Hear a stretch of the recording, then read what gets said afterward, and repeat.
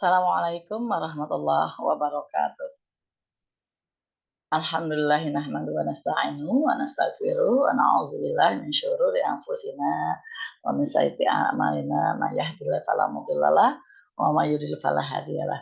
Asyhadu an la ilaha illallah, asyhadu anna Muhammadan abduhu wa rasuluh. Puji syukur kepada Allah Subhanahu wa taala di pagi ini kita berjumpa kembali dengan saya Muslihah di materi pendidikan agama Islam. Pada kesempatan kali ini, materi kita masih tentang aspek Al-Quran, yaitu berpikir kritis dan mencintai ilmu pengetahuan. Kemarin kita sudah mempelajari sudah tahu tentang tujuan pembelajarannya, yaitu mampu membaca dengan baik dan benar Quran Surat Ali Imran ayat 190 sampai dengan 191. Setelah kalian Ibu tes kemampuan dasar membacanya, kemampuan ini ternyata bervariatif ya, ada yang sudah mahir, ada yang sedang, dan ada yang sama sekali belum bisa. Oleh karena itu menjadi permasalahan bagi Ibu semua, bagaimana cara kita mengantisipasi di antara kalian yang belum bisa membaca dengan baik dan benar. Oleh karena itu, sebelum kita masuk ke materi sesungguhnya, sekali lagi mungkin di antara kalian itu sebetulnya sudah tahu apa itu kaidah tajwid dan sebagainya. Tapi ketika dites, dipraktekkan, kalian tidak sinkron, tidak cocok gitu, artinya antara kaidah tajwid dengan cara membacanya. Sehingga tajwidnya kemana, cara bacanya bagaimana ya. Artinya cara membacanya tidak sesuai dengan kaidah tajwid. Tapi ketika Ibu tanya apa itu izhar, idgham dan sebagainya, kadang-kadang kalian tahu, tapi penerapan dalam pembacanya itu yang kurang. Nah, itu masalah bagi Ibu. Oleh itu maka mari kita sama-sama mempelajari bagaimana cara cepat membaca Al-Qur'an sesuai dengan kaidah tajwid. Pada kesempatan kali ini, anak sekalian, Ibu akan menyampaikan dasar-dasar ilmu tajwid yang betul-betul harus kalian kuasai. Yaitu yang pertama, kalau di dalam Iqra, ini Iqra 1 nih. Iqra 1 itu kita mempelajari tentang bentuk, makhraj dan sifat huruf hijaiyah. Jadi huruf hijaiyah itu kan ada 28 atau 29.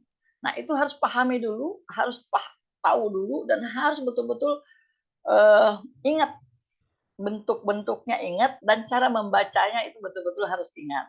Sehingga kalau itu sudah kalian kuasai atau mampu, maka seluruh Al-Quran dimanapun ya sama aja hurufnya. Ya, huruf itu terdiri dari 29 atau 28 huruf itu yang dikenal dengan huruf hijaiyah. Ya.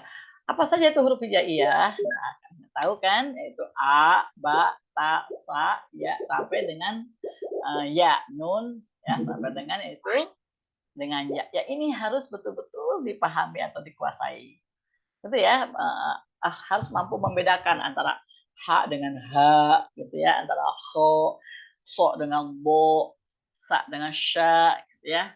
Nah, itu yang tak sa, ya, itu yang harus betul-betul dibedakan atau mampu membedakan itu semua. Ibu tidak akan membahas ini, anggap saja kalian sudah paham. Kita masuk kepada kaidah yang kedua, yaitu tajwidnya. Nih.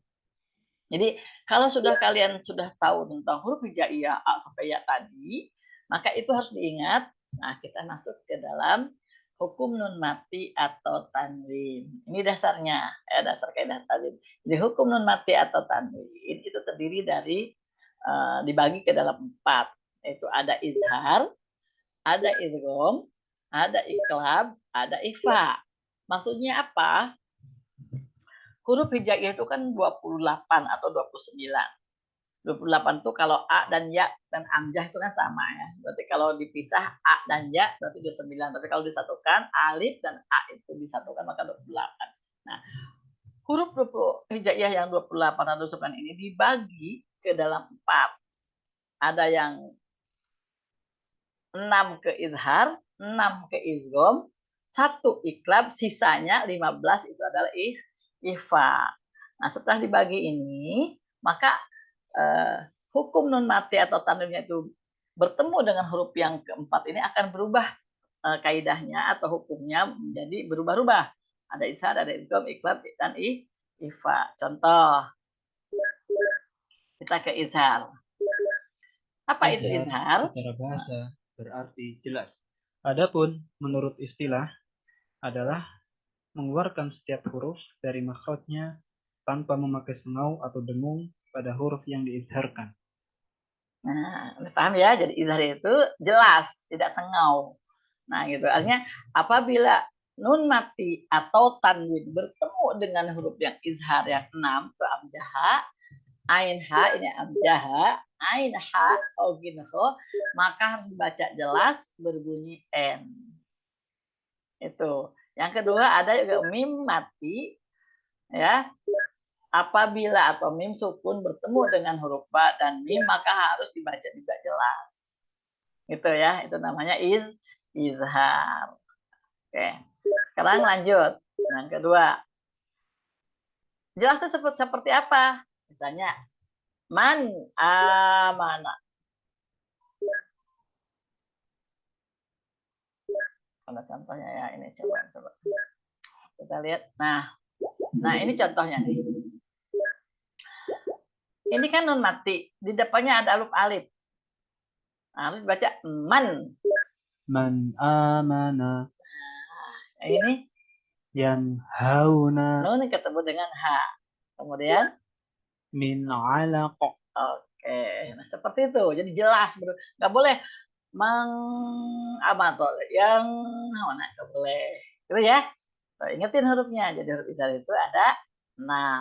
Jadi huruf izhar ada 6. Apabila huruf nun mati atau tanwin bertemu dengan huruf izhar, maka dibaca dengan jelas berbunyi n. Oke, kita masuk sekarang ke berikutnya, yaitu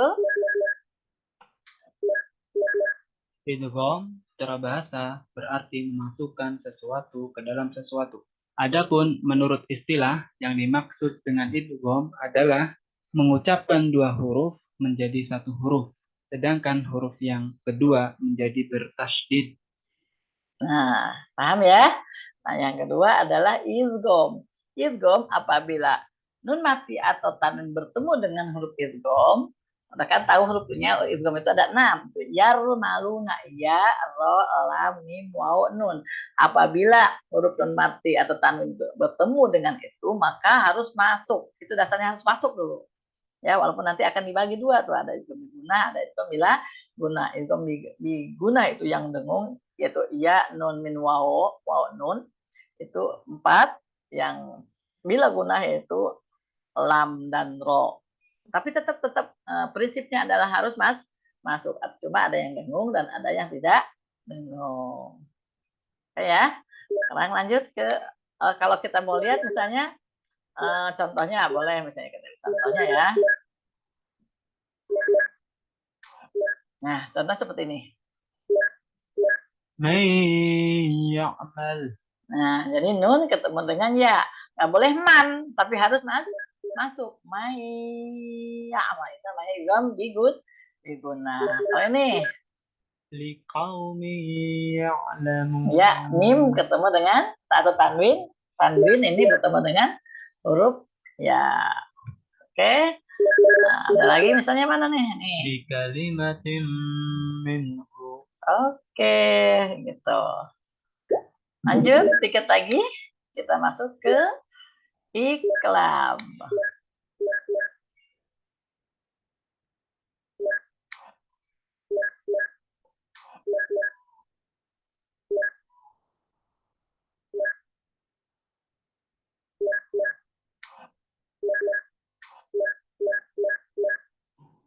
Nah, iklab yaitu secara bahasa memindahkan sesuatu dari bentuk asalnya kepada bentuk yang lain. Sedangkan menurut istilah iklab adalah menjadikan suatu huruf kepada makhraj huruf lain seraya tetap menjaga gunnah pada huruf yang ditukar. Iklab dalam pengertian hukum adalah apabila nun sukun atau nun mati bertemu dengan ba, maka maka nun bersukun atau tanwin tersebut ditukar bunyinya kepada bunyi huruf mim.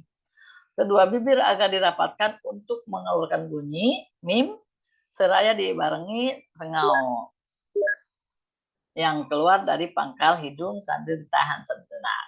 Dengan kata lain begini, jadi ikrab itu apabila nun mati atau tanwin bertemu dengan huruf ba maka berubah bunyinya, jadi bukan min tapi mim gitu ya. Nah, contoh seperti ini. Nun ketemu dengan ba. Min ba'di. Nah, jadi bukan min, bukan ming tapi berubah. Jadi mim Yang ba'da. bagi. Oke, gitu ya. Oke, yang terakhir adalah nah, ini sisanya. Jadi 26 huruf tadi, 28 huruf tadi, maka kita bagi idgham, idgham, ikrab, sisanya adalah ikhfa. Huruf ikhfa itu apa itu ikhfa? Al-ikhfa secara bahasa berarti samar atau tertutup. Adapun secara istilah yang dimaksud dengan al-ikhfa yaitu mengucapkan huruf dengan sifat antara izhar dan idgham tanpa bertasydid dan dengan menjaga gunnah pada huruf yang diikhfakan. Oke, intinya dengan kata lain bahwa ikhfa itu adalah dengung, tapi dengungnya samar-samar. Jadi berbunyi eng tapi samar. Misalnya kita buka seperti Wala antum. nah, wala ang, mula ang bukan an, bukan juga, tetapi samar antara an dan ang itu sama-sama, gitu ya. Wa ma yantiqu. Oke, gitu ya. Oke, demikian apa yang untuk saat ini sementara. Demikian apa yang dapat Ibu sampaikan. Kurang lebihnya mohon maaf. Terima kasih atas perhatiannya. Mudah-mudahan bisa bermanfaat. Mahfudz ini kita nanti akan terapkan ke Quran surat Ali Imran. Kita harus praktekkan, lebih cocoknya itu harus dipraktekkan ke dalam Quran surat Ali Imran ayat 190 sampai dengan 191 tentang berpikir kritis. Demikian sekali lagi. Terima kasih. Assalamualaikum warahmatullahi wabarakatuh.